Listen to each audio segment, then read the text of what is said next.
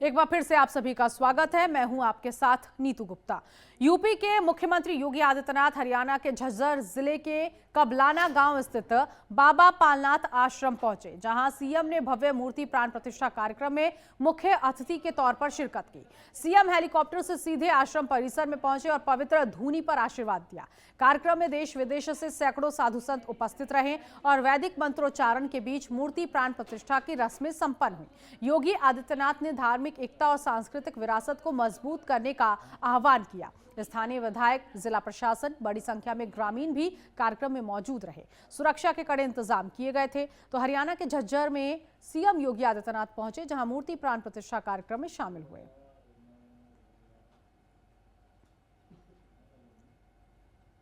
सारा कार्यक्रम नाथ संप्रदाय की परंपरा में अपने इष्ट को स्मरण करने, उनके प्रति कृतज्ञता ज्ञापित करने का अवसर तो हमें प्रदान करता ही है, आपसी मिलन का भी एक अवसर प्रदान करता है। और आपने हरियाणा में भी प्रयागराज महाकुंभ की याद का स्मरण करवा दिया है। क्या भव्य और दिव्य कुंभ था, महाकुंभ था। और वही दिव्य और भव्य महाकुंभ का दर्शन आज हमें कबलाना गांव में भी झज्जर में हो रहा है। यानी आपस में मिलने का, सनातन धर्म का प्रचार प्रसार करने का, नाथ संप्रदाय के योगेश्वरों सिद्धों की शिक्षाओं के प्रचार प्रसार करने का, योग और ध्यान के माध्यम से, प्राणायाम के माध्यम से कैसे हम स्वस्थ बनकर के स्वस्थ भारत और विकसित भारत के निर्माण में अपना योगदान दे सकते हैं, इसके लिए जानने का। आपके सामने मंच पर बैठे हुए जितने भी योगेश्वर हैं, सामने बैठे हुए जितने भी योगेश्वर हैं, एकांत में वास करने वाला इनमें ज्यादातर है, जिनकी एकांतिक साधना यदा कदा उन्हें कई सार्वजनिक मंचों पर ही सार्वजनिक कार्यक्रमों में लाती है, अन्यथा अपने आश्रमों में, अपनी एकांतिक साधना में वे लीन रहते हैं। लेकिन आज इस भंडारा कार्यक्रम में भी वे भी। उधर ग्रेटर नोएडा में जिलाधिकारी मेधा रूपम ने सभी नोएडा जनपद वासियों से अपील की है कि विशेष प्रगाढ़ पुनरीक्षण यानी एसआईआर कार्यक्रम के तहत अपना गणना प्रपत्र जरूर जमा करें।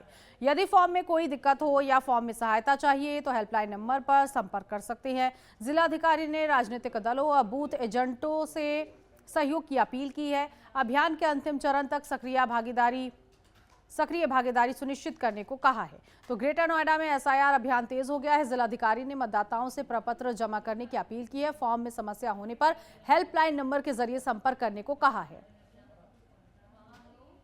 गौतम बुद्ध नगर के सभी जनपद वासियों से अनुरोध है, अपील है कि कल जिला प्रशासन एवं समस्त पॉलिटिकल पार्टीज द्वारा एक महाअभियान किया जा रहा है। जो वोटर्स नहीं मिल रहे हैं, जिनको ट्रेस नहीं किया जा पा रहा है, उन सभी के संबंध में 10 बजे हर बूथ पे बीएलओ रहेंगे, बीएलए रहेंगे और समस्त गणमान्य आप सभी लोग भी आमंत्रित हैं। कोई भी पात्र मतदाता न छूटे। अगर आपको एन्यूमरेशन फॉर्म आपका मिसप्लेस हो गया है, नहीं मिला है, अगर आप फॉर्म 6, फॉर्म 8 देना चाह रहे हैं तो आप भी बूथ पर आइए और जितने हमें लोग नहीं मिल पा रहे हैं उनके लिए इस महाअभियान में जुड़कर हम हर पात्र मतदाता को ढूंढें। इसी अभियान में आप सभी का सहयोग के लिए अनुरोध करते हुए आपके जिलाधिकारी। धन्यवाद। जेसीआई कानपुर इंडस्ट्रियल और कानपुर नगर निगम निर्मित मंगल भवन का भव्य उद्घाटन आज किया गया। इस मौके पर मुख्य अतिथि रक्षा मंत्री राजनाथ सिंह कार्यक्रम में मौजूद नहीं हो सके, जिसके बाद मंत्रोच्चारण और हल्की रामधुन के बीच कार्यक्रम का शुभारंभ किया गया।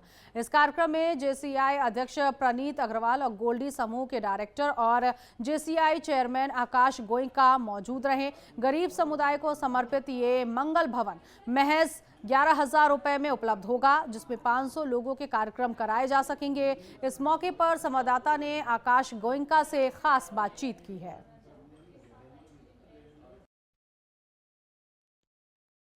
आज मंगल भवन का उद्घाटन होना था, जिसमें अगर हम बात करें तो देश के मंत्री अगर राजनाथ सिंह जी वो यहाँ पर पधार रहे हैं, वो यहाँ पर आएंगे। हमारे साथ इस समय आकाश गोयनका जी हैं, हम उनसे बात करते हैं। हाँ सर, पहले तो बहुत बहुत आपको सर हार्दिक बधाई और इसके लिए बहुत बहुत शुभकामनाएं। आपने एक अच्छा प्रयास किया और अच्छा काम किया है सर।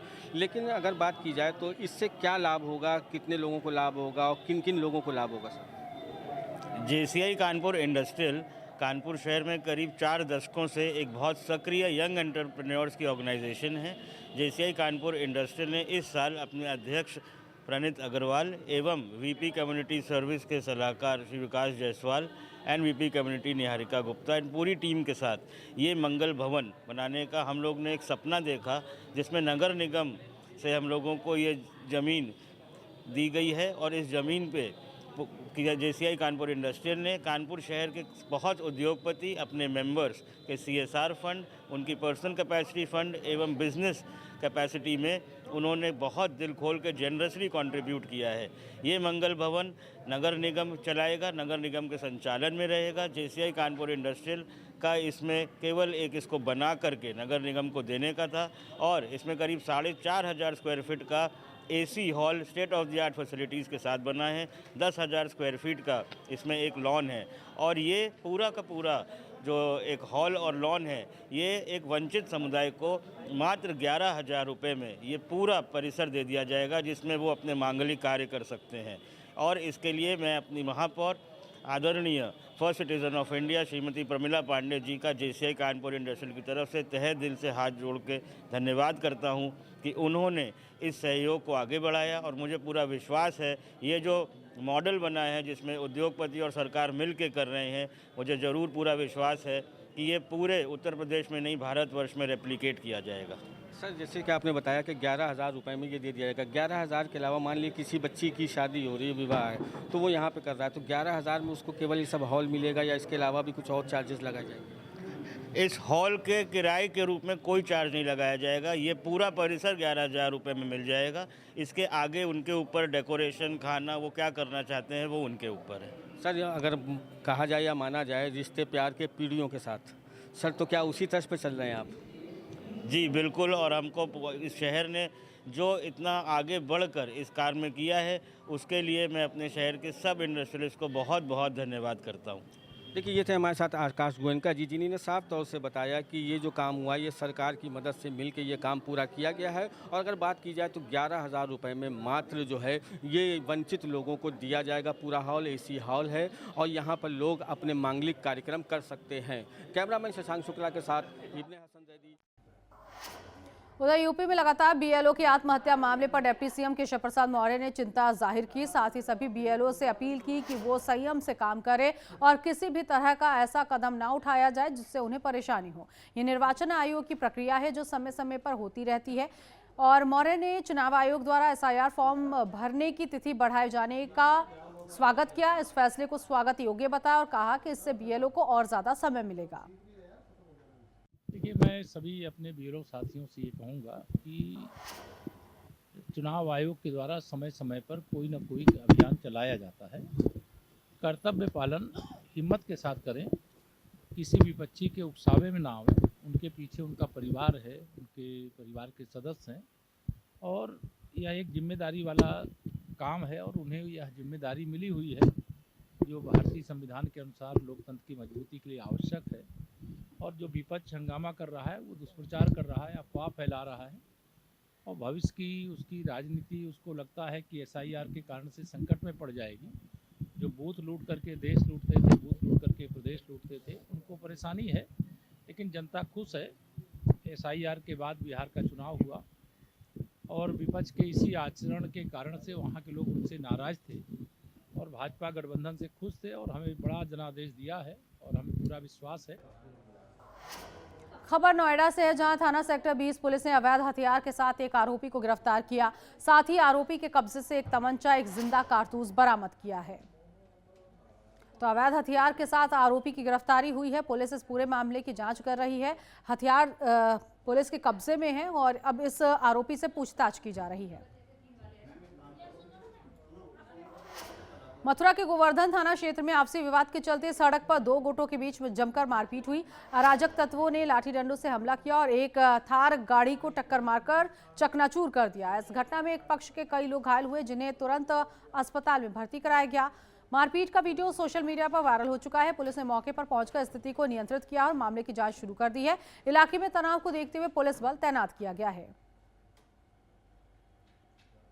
जनपद के थाना गोवर्धन का एक अभी प्रकरण संज्ञान में आया है, जहाँ की एक ये विशु नाम का एक लड़का है। इसका जो एक दूसरा युवक है अभिषेक, इससे कुछ विवाद था।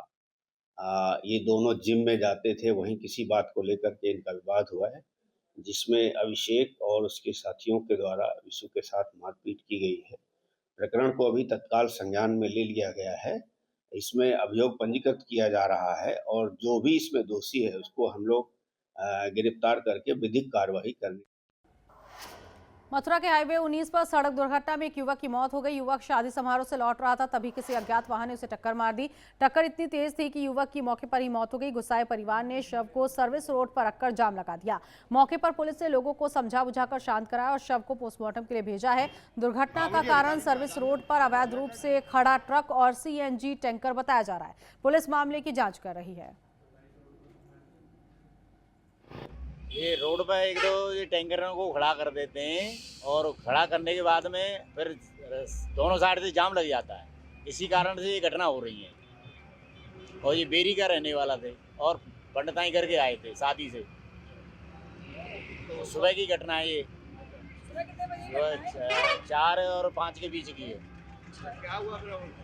अब उसको एम्बुलेंस आई, पुलिस आई और एम्बुलेंस ले गई है उसकी डेड बॉडी को। आदमी तो एन मौके पे ही खत्म हो गया, उसकी बाइक भी टूटी पड़ी है। ये बताए थे परिजनों ने रोड जाम वगैरह किया, क्या है? रोड जाम वगैरह कर रहे थे पर पुलिस प्रशासन ने नहीं करने दिया और डेड बॉडी को लेकर। यूपी राज्य महिला आयोग की अध्यक्ष ने रामपुर महिला जिला अस्पताल का औचक निरीक्षण किया और यहां उन्होंने अस्पताल की व्यवस्थाओं, सुविधाओं और स्टाफ की उपस्थिति की समीक्षा की। निरीक्षण के दौरान परिवार ने स्टाफ पर पैसे मांगने का आरोप लगाया। इस पर अध्यक्ष ने अस्पताल प्रशासन से तुरंत जवाब तलब करते हुए सख्त कार्रवाई के निर्देश दिए। उन्होंने कहा कि महिला मरीजों के सम्मान और बेहतर सेवाओं में किसी भी प्रकार की लापरवाही स्वीकार नहीं होगी। निरीक्षण के बाद उन्होंने कन्या जन्मोत्सव योजना के तहत नवजात बच्चियों को उपहार भी वितरित किए। किया मैंने और ओवरऑल तो सब ठीक ही था। जैसा इनका कहना है कि बहुत ज़्यादा लोड नहीं है यहाँ हॉस्पिटल पे, बहुत ज़्यादा OPD भी नहीं है, बहुत ज़्यादा इतना सीवियर या नॉर्मल भी नहीं है। बट जो एक शिकायत आई और जो मुझे बहुत ही सुन के उसको बहुत बुरा लगा कि यहाँ कोई हैं, ऐसे भी लोग हैं जो लगातार पेशेंट से पैसे मांगते हैं और अभी उसको ला के भी दिया। कोई यूसुफ नाम का व्यक्ति था, ऐसे और भी होंगे कि जो बच्चे के होने पे मिठाई के नाम पे में पैसे लेते पेशेंट को तंग करते। तो हालांकि मेरी अभी CMS साहब यहाँ हैं, उनसे मेरी बात हुई है कि वो उसको देखेंगे, उसका इलाज करेंगे। लेकिन मुझे बहुत दुख हुआ क्योंकि उस जिसका पेशेंट था उसको दूसरे से उधार लेने के लिए पैसे मांगने पड़े कि भैया मुझे कुछ पैसे दे दो, मेरी पत्नी का ऑपरेशन होना है और मुझे वहाँ उसको 4000 रुपये देने हैं। तो इससे ज़्यादा दुर्भाग्यपूर्ण बात कुछ नहीं हो सकती। उत्तर प्रदेश जैसे प्रदेश में जहाँ कि माननीय मुख्यमंत्री जी हर वक्त चिंतित हैं कि कैसे स्वास्थ्य के ऊपर कितना अच्छा हम आगे बढ़ेंगे। यूपी के हाथरस जिले में दलित युवती को भगा ले जाने वाले नामजद आरोपियों ने युवती के पिता को स्कूटी से खींचकर गोली मार दी। अचानक हुए गोलीकांड से इलाके में अफरा तफरी मच गई। सूचना मिलने पर उत्तर प्रदेश के हाथरस जिले से दलित युवती को भगा ले जाने वाले नामजद आरोपियों ने युवती के पिता को स्कूटी से खींचकर गोली मार दी। अचानक हुए गोलीकांड से इलाके में अफरा तफरी मच गई। सूचना मिलने पर पहुंची पुलिस इलाके में पहुंची और घायल को इलाज के लिए जिला अस्पताल में भर्ती कराया। घायल के परिवार का आरोप है कि 18 दिन से बेटी के अपहरण पर कोई कार्रवाई नहीं हुई। वहीं इस पूरे मामले में पुलिस का कहना है कि परिवार की ओर से तहरीर मिलने पर मामले में मुकदमा दर्ज कर आगे की कार्रवाई की जाएगी। क्या नाम था छोरी का? क्या नाम था लड़की का? सोनू। अच्छा, कौन ले गया है? दीपक ने गोली मारी है, दीपक के बाप ने और करुआ ने। फिरोजाबाद के रामगढ़ थाना क्षेत्र में एक मैरिज होम में शनिवार रात शादी समारोह के दौरान 5-6 हमलावरों ने बारात पर ईंट पत्थरों से हमला कर दिया। इस हमले में दूल्हे का भाई और बाकी 4 लोग गंभीर रूप से घायल हो गए। घायल को निजी ट्रॉमा सेंटर में भर्ती कराया गया। घटना के कारण शादी की रस्में लगभग 12 घंटे के लिए रुक गई, जबकि रविवार सुबह रस्में पूरी की गई। वहीं पुलिस ने मुकदमा दर्ज कर जांच शुरू कर दी और हमलावरों की पहचान की जा रही है। सादाबाद कुरसंडा गांव से। कहाँ पर आई थी बराती? ये आई है किरण मैरिज होम में और रैपर रोड से बारात चढ़ी हुई थी हमारी जी। और जब हम बारात चला के इस गली में मैरिज होम वाली में आए जी तो कुछ लोगों ने पथराव कर दिया हमारे ऊपर। हमारे भांजे की चोट लग गई और पैसे वगैरह, बैग वगैरह और चेन वगैरह वो लोग छीन के। कितने लोग थे वो? वो लोग थे 4-5 लोग थे। आप दूल्हे के भांजे, दूल्हे की चोट आई है? किसकी चोट आई है? ये दूल्हे के भाई की चोट आई है, छोटे वाले के। लगभग कितने लोग घायल हैं? घायल हैं करीब 4-5 लोग घायल हैं और 2 कुछ ज़्यादा हैं। पुलिस को सूचना दी आपने? पुलिस को सूचना दी थी, पुलिस यहाँ पर आई थी, वो लिख कर भी ले गए हैं जी। अभी अब कार्रवाई होगी तो। अच्छा, बारात तब तक फेरे कितने समय तक रुके रही? फेरे 9, 9:30 से अभी शुरू हुए हैं, 9:30 पे 12 घंटे रुके। मुरादाबाद में बीएलओ की ड्यूटी पर तैनात शिक्षक ने काम के ज्यादा दबाव की वजह से आत्महत्या कर ली। भोजपुर थाना क्षेत्र के बहेड़ी में हुई इस घटना से मिले सुसाइड नोट में शिक्षक ने लिखा कि लगातार दिन रात काम करने के बावजूद लक्ष्य पूरा नहीं हो पा रहा था, जिसकी वजह से वो गहरे तनाव में था। पुलिस ने शव को कब्जे में लेकर पोस्टमार्टम के लिए भेज दिया है। मामले की जांच की जा रही है। बस्ती रेंज के डीआईजी संजीव त्यागी ने अंतर्राज्यीय साइबर ठगी गैंग का खुलासा करते हुए 6 शातिर आरोपियों को गिरफ्तार किया है। ये गिरोह अब तक 4.5 करोड़ की ऑनलाइन ठगी कर चुके हैं। बता दें कि आरोपियों ने दिल्ली, महाराष्ट्र, तेलंगाना समेत कई राज्यों में 74 से ज्यादा साइबर फ्रॉड को अंजाम दिया। 38 बैंक खातों का दुरुपयोग किया। पुलिस ने कोतवाली, लालगंज और साइबर सेल की संयुक्त कार्रवाई से गिरोह को पकड़ लिया है। ये गैंग सरकारी योजनाओं और इन्वेस्टमेंट के नाम पर लोगों से म्यूचुअल अकाउंट तैयार करवाता था।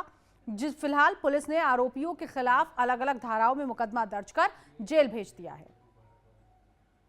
लखनऊ पुलिस मुख्यालय से डीजीपी सर के निर्देश लगातार साइबर क्राइम की रोकथाम के संबंध में मिल रहे हैं। म्यूल अकाउंट के सत्यापन की कार्रवाई एसपी बस्ती और उनकी साइबर थाने की टीम बहुत गंभीरता से लेके कर रही थी, तो इन्होंने एक ऐसे गैंग का खुलासा किया है जो देश के अलग अलग प्रदेशों में कई लोगों के साथ साइबर फ्रॉड करे हैं। इन्होंने 38 फर्जी बैंक अकाउंट यहाँ खोले हुए थे, म्यूल अकाउंट जिनको कहते हैं, और 74 एनसीआरपी पोर्टल पे इन खातों से संबंधित ऑलरेडी शिकायतें हो चुकी हैं।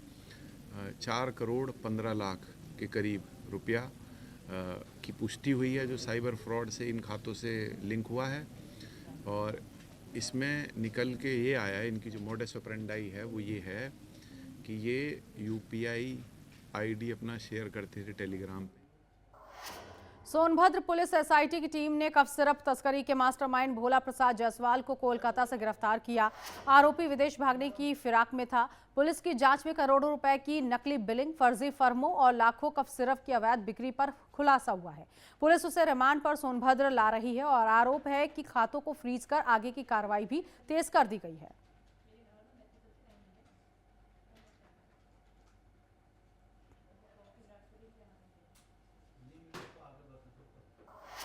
कुशीनगर पुलिस और स्वैट टीम ने मिलकर कार्रवाई करते हुए चोरी और टप्पेबाजी में शामिल 7 अभियुक्तों को गिरफ्तार किया। आरोपियों के कब्जे से लाखों रुपए की नकदी, जेवरात बरामद हुए हैं। बता दें सभी आरोपियों पर कुशीनगर, देवरिया, गोरखपुर जिलों में कई आपराधिक मुकदमे दर्ज हैं। गिरफ्तार 7 में से 6 आरोपी देवरिया और 1 आरोपी गोरखपुर का निवासी है। कुशीनगर से एक खबर, जहां यूपी में चोरी टप्पेबाजी गैंग के 7 आरोपियों को गिरफ्तार किया गया। जो बुजुर्ग महिलाएं या बुजुर्ग व्यक्ति होते हैं उनको अपने झांसे में लेकर के प्रलोभन दे करके उनका जो भी पैसा या जो भी आभूषण होता है वो ये ठगी करते हैं। अपने जनपद के भी जो 4 मुकदमे हैं, जिसमें कसिया के मुकदमे हैं और पटरौना के मुकदमे हैं, ये इनके द्वारा कारित किए गए हैं। इनके द्वारा घटना जो है वो जुर्म अपना स्वीकार भी किया गया है और जो पीड़ित थे उनके द्वारा भी इनकी शिनाख्त की गई है। जब इनकी गिरफ्तारी हुई है तो इसके बाद जो है इनके द्वारा जो देवरिया है और गोरखपुर है वहाँ की भी इनके द्वारा जो है घटनाएं स्वीकार की गई हैं। कुल इनके द्वारा 7 अपराध इस प्रकार। गाजियाबाद में एसआईआर कार्यों की रफ्तार बढ़ाने के लिए प्रशासन लगातार सक्रिय है। जिलाधिकारी रविंद्र कुमार के निर्देश पर जहां लापरवाही बरतने वाले 21 बीएलओ के खिलाफ मुकदमा दर्ज किया गया है, तो वहीं अच्छा काम करने वालों को सम्मानित किया जा रहा है। जिले के 9 बीएलओ ने अपने एसआईआर फॉर्म समय से पूरा करने उसके बाद लक्ष्य को सेट करने का काम किया है, जिसके बाद उन्हें आज सम्मानित किया गया। तो गाजियाबाद में एसआईआर कार्य अब तेज हो चुका है। 9 बीएलओ को सम्मानित किया गया है।